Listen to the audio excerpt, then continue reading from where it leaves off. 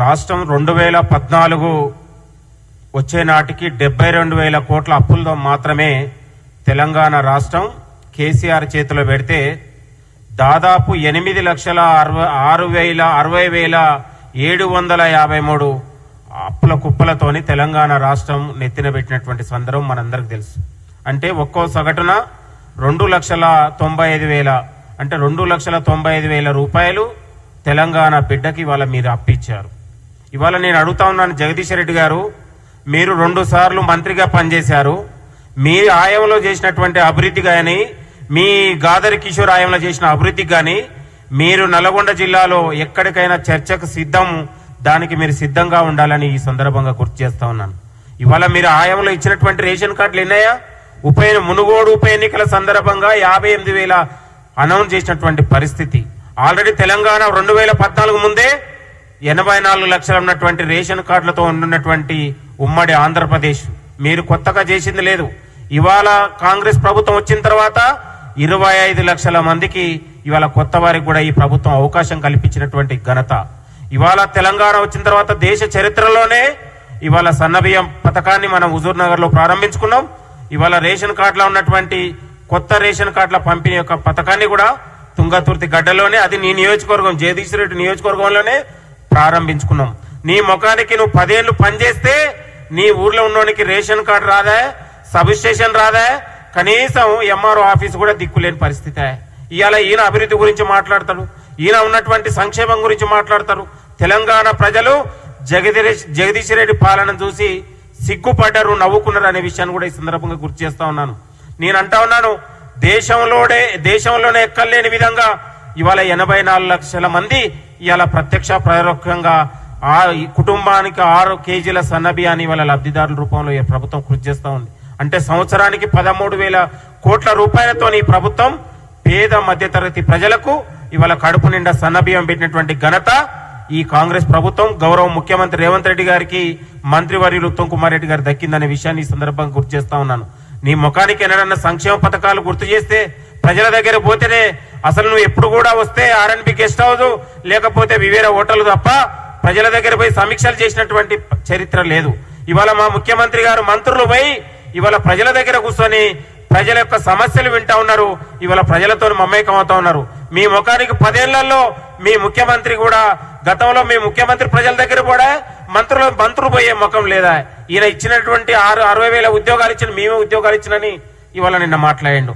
నీ ముఖానికి ఉద్యోగాలు ఇస్తే ఎందుకు నిరుద్యోగులు చచ్చిపోయారు? ఎందుకు లక్షలాది మంది నిరుద్యోగులు బయటకు వచ్చారు? ఇవాళ పేపర్ ప్రకటనలో పరీక్షలు పెట్టమంటే పేపర్లు అమ్ముకున్నటువంటి బుద్ధి నీది. నీ నియోజకవర్గంలో కదా లీకేజ్ అయింది, నీ నియోజకవర్గంలో కదా గ్రూప్ 1 పేపర్ దొరికినటువంటి పరిస్థితి. సిగ్గుపడాలి. ఇవాళ 1 కాదు 2 కాదు 100 చెప్తాం జగదీష్ రెడ్డి వైఫల్యాలు, జగదీష్ రెడ్డి జరిగినటువంటి అవినీతి. ఇవాళ రాష్ట్ర ముఖ్యమంత్రి గారి పైన మాట్లాడే స్థాయి చరిత్రనా? ఇవాళ నీ స్థాయి, నీ చరిత్ర ఏందా? డీల దగ్గర డబ్బులు వసూలు చేసుకున్నటువంటి చరిత్ర నీది. ట్రాన్స్ఫార్మర్ల కోసం డీల్ని, ఏఈల్ని ఎంత రకంగా ఇబ్బంది పెట్టామో తెలంగాణ ప్రజలందరూ కూడా చూశారనే విషయాన్ని కూడా ఈ సందర్భంగా గుర్తు చేస్తా ఉన్నాం. ఆయన అన్నాడు, మీరు థర్మల్ ప్రాజెక్ట్ తెచ్చిన, థర్మల్ ప్రాజెక్ట్ నీ ముఖానికి తీసుకొచ్చి ఇవాళ మీ ఇష్టానుసారంగా తీసుకొచ్చి దాంట్లో నీ కమిషన్ నువ్వు ఎంత కకృతి పడ్డావో అందరు జనాలుగా చూస్తావు. ఇలా కలెక్టరేట్ భవనం కడితే నువ్వు కలెక్టరేట్ భవనానికి 6 నెలల ముందే అక్కడ అగ్రిమెంట్ చేసుకున్నటువంటి విషయం అందరికి తెలుసు. ఇవాళ నువ్వు ఇచ్చినటువంటి 3 మెడికల్ కాలేజీల్లో కనీసం ఎక్స్రే మిషన్ లేవు, జిరాక్స్ మిషన్ కూడా లేని పరిస్థితి. నువ్వు మాట్లాడితే ఎట్లా? ఇవాళ మనం నిన్నగాక మన పేపర్లలో ఇవాళ అసిస్టెంట్ ప్రొఫెసర్ లేదు, డాక్టర్ లేని అనే విషయాన్ని పెద్ద పెద్ద కథనాలలో చూసినాం. ఇవాళ నువ్వు మాట్లాడితే ఎట్లా? నల్గొండ హాస్పిటల్లో నిత్యం అనేక మంది రోగులు ఎంత అవస్థ పడ్డారో మనం వచ్చిన తర్వాత కదా నిధులు ఇచ్చింది, ఇన్ఫ్రాస్ట్రక్చర్ పెంచింది, ఇవాళ వైద్య ఆరోగ్య శాఖలో డాక్టర్లు పెంచింది మా వచ్చిన తర్వాత, ప్రభుత్వం వచ్చిన తర్వాత కదా. నీ ముఖానికి కనీసం ఎక్స్రే మిషన్ పెట్టలేను, ఇవాళ నువ్వు మేము మెడికల్ కాలేజీలు పెట్టినామని గొప్పగా చెప్పుకుంటుంటూ ప్రతి చోట అవినీతికే పాల్పడ్డారు మీరు. ఇవాళ కలెక్టర్ ఆఫీస్ కట్టిన అవినీతేనా, మెడికల్ కాలేజ్ కట్టిన అవినీతేనా, లేకపోతే ఇంకో ఆఫీస్ కట్టిన అవినీతేనా? మీ పైసల కోసం కక్కుర్తి పడి తప్ప మీ సంక్షేమం ఎక్కడ పట్టింది? ఈ ప్రభుత్వం రేవంత్ రెడ్డి గారి ప్రభుత్వం వచ్చిన తర్వాత 1,20,000 కోట్ల ఉన్నటువంటి సంక్షేమాన్ని మొదలుపెట్టింది. 8 లక్షల కోట్ల రూపాయలు మీరు అప్పులు చేస్తే ఇవాళ ఒక ఏడాదిలోనే 18 నెలల్లోనే 1,20,000 కోట్ల రూపాయలు అప్పులు తీసుకొచ్చి ఈ ప్రభుత్వం సంక్షేమాన్ని ఖర్చు పెట్టినటువంటి ఘనత మనం ఈ ప్రభుత్వానికి దక్కింది. ఇవాళ సన్న బియ్యం తీసుకొచ్చినాం, లేకపోతే రైతు రుణమాఫీ చేయగలిగినాం, ఇవాళ రైతు భరోసా ఇవ్వగలిగినాం, లేకపోతే ఇవాళ 60,000 ఉద్యోగాల భర్తీ జరిగింది, ఇవాళ 200 రూపాయల 200 యూనిట్ మనం పేద వర్గాలకు ఇవ్వగలిగినాం. ఇవాళ 1 కాదు 2 కాదు, రైతు ఉన్నటువంటి పనిముట్ల కోసమే 18,000 కోట్ల రూపాయలు ఖర్చు పెట్టినటువంటి చరిత్ర ఈ ప్రభుత్వానికి. రైతు వరి వస్తే ఉరి అన్నటువంటి మీరు, వ్యవసాయం దండుగ అన్నటువంటి మూర్ఖులు మీరు ఇవాళ వ్యవసాయం దండుగ కాదు ఒక పండుగను చేసి తెలంగాణ రైతన్నలు చప్పట్లు కొట్టి ఇవాళ రేవంత్ అన్న ప్రభుత్వంలో, కాంగ్రెస్ ప్రభుత్వంలో రైతుని రాజును చేసి ఇవాళ మనం ఒక ఆత్మగౌరవాన్ని నిలబెట్టినటువంటి ఘనత ఈ ప్రభుత్వం దక్కింది. నీ ఆయంలో 88 లక్షల మెట్రిక్ టన్నులు పండిస్తే ఈ ప్రభుత్వం వచ్చిన తర్వాత 2,80,00,000 మంది ఉన్నటువంటి మెట్రిక్ టన్నులు పండించినటువంటి ఘనత ఈ ప్రభుత్వానికి దక్కింది. నీ ఆయంలో పెరిగిందా తరిగిందా చూస్తే మీరు సిగ్గుపడాలి. నీ కాళేశ్వరం ప్రాజెక్టుతో సంబంధం లేకుండా తెలంగాణలో ఇవాళ గ్రావిటీ పెంచగలిగినాం, ఇవాళ ఉత్పత్తిని పెంచగలిగినాం, అన్నదాత ఆత్మగౌరవాన్ని పెంచగలిగినాం. దేశంలోనే ఎక్కడ లేని విధంగా తెలంగాణ రైతు ఇవాళ దిశను మార్చే విధంగా అన్నదాతని ఆత్మగౌరవాన్ని పెంచినటువంటి ఘనత ఈ ప్రభుత్వానికి దక్కింది. మీ ఆయంలో ఇవాళ పురుగుల మందు దాగి పాడ మీద ఊరేగించినటువంటి చరిత్ర మీది, రైతులకు ఊరేసినటువంటి చరిత్ర మీది, నిరుద్యోగులకు ఆత్మహత్యలు చేసుకున్న చరిత్ర మీది, ఇవాళ మహిళల్ని రోడ్ల మీద ఉరికించి లాఠీ చార్జ్ చేసినటువంటి చరిత్ర మీది. ఈ ప్రభుత్వం వచ్చిన తర్వాత ధర్నాలు లేని, పోరాటాలు లేని తెలంగాణ ప్రజల ఆత్మగౌరవానికి ప్రతీకగా, ఆకాంక్షకు ప్రతీకంగా ఈ పాలన నడుస్తా ఉండడానికి మీరు చూసి ఇవాళ సిగ్గుపడే పరిస్థితి. ఇవాళ జగదీష్ రెడ్డి మొత్తం కూడా 10 ఏళ్లలో కేసీఆర్ బానిసలాగానే వ్యవహరించింది తప్ప మంత్రిగా ఏనాడు కూడా వ్యవహరించలేదు. కనీసం నువ్వు చెప్తే హోంగార్డు కూడా భయపడలేని పరిస్థితి నల్గొండ జిల్లాలో. ఇవాళ ఈయన పెద్ద పెద్ద నీతులు మాట్లాడుతూ ఉన్నాడు. ఇవాళ ముఖ్యమంత్రి ఆనాడు కేసీఆర్ దగ్గర సోడాలు తాగి సోడా సీసాల్లో మందు సీసాలు కడుక్కొని ఇవాళ బానిసలాగా వ్యవహరించి నల్లగొండ జిల్లా అభివృద్ధికి ఏ ఒక్క రోజు కూడా సమీక్ష చేసిన సిగ్గుపడాలి జగదీష్ రెడ్డి అని సందర్భం గుర్తు చేస్తా ఉన్నాం.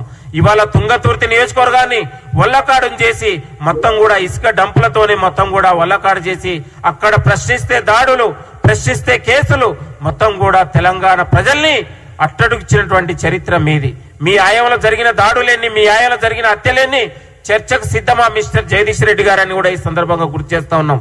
నీ ఆయంలోనే ఇవాళ నీవు సొంత ఊరికి పోని చరిత్ర నీది. మంత్రిగా ఉండి నీ సొంత ఊరికి పోతేనే సబ్ స్టేషన్ కోసం లేదా ట్రాన్స్ఫారం కోసం రైతులు నిన్ను ముట్టడించినటువంటి విషయం పేపర్లో, టీవీల్లో కథనాలు వస్తే అవి ఇప్పుడు మేము బయట పెట్టదలుచుకున్నాం. ఎక్కడ తల పెట్టుకుంటావు జగదీష్ రెడ్డి గారు అని సందర్భంగా గుర్తు చేస్తా ఉన్నాం.